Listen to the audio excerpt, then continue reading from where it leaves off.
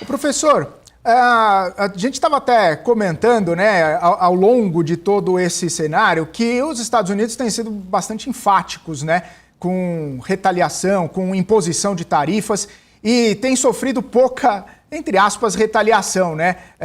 Houve um movimento importante da China que colocou os atores ali na mesa de discussão, mas todo mundo tentando ali pisar em ovos, né?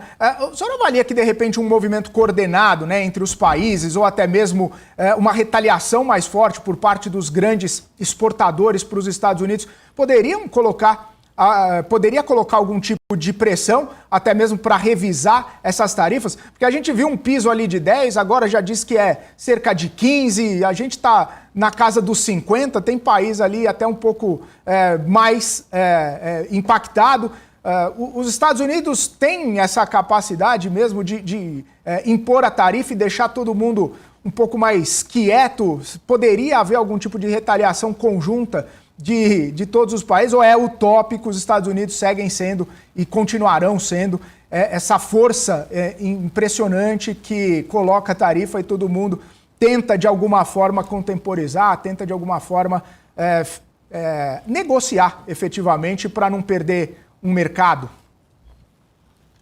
Olha, a gente não pode descartar, quer dizer, os Estados Unidos é um império em decadência, né? Mas não deixa de ser o maior império do mundo, né? E ele efetivamente, império entre aspas, né? Mas ele tem uma força econômica global. E a gente vem vivendo aí nos últimos 30 anos, um processo, eu diria 20 e poucos anos, 25 anos, desde os atentados terroristas, um processo de, entre aspas, destruição dos organismos internacionais, né? Quer dizer, quando você olha num big picture, aí, numa visão mais ampla, todos aqueles mecanismos que a gente tinha, seja econômicos, seja políticos, de organização do mundo, ficaram pelo caminho, né? Então, a ONU hoje não tem peso nenhum, o FMI, mal e mal, trabalha com alguns países, você tem uma dificuldade de financiamento, a Organização Mundial do Comércio não funciona, e aí, você, nessa fragmentação, você tem muitos atores que estão aí, depende da situação. O Brasil não tem um peso tão grande na exportação dos Estados Unidos.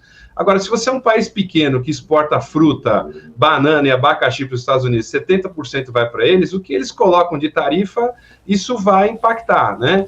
A gente não pode esquecer que talvez uma grande força de empurrar essa mudança e esse impacto é a economia interna americana, né? Porque você está gerando ali dentro dos Estados Unidos custo, né? Os grandes economistas liberais sempre disseram o seguinte: tarifa é ruim para o próprio país, porque você diminui a renda, quem vai pagar essa grana vai ser o consumidor americano, você vai ter menos importação, vai ter menos gente querendo vender para os Estados Unidos. Então, toda a lei econômica diz de que tarifas são ruins para o próprio país, né? Ele está fechando o próprio mercado.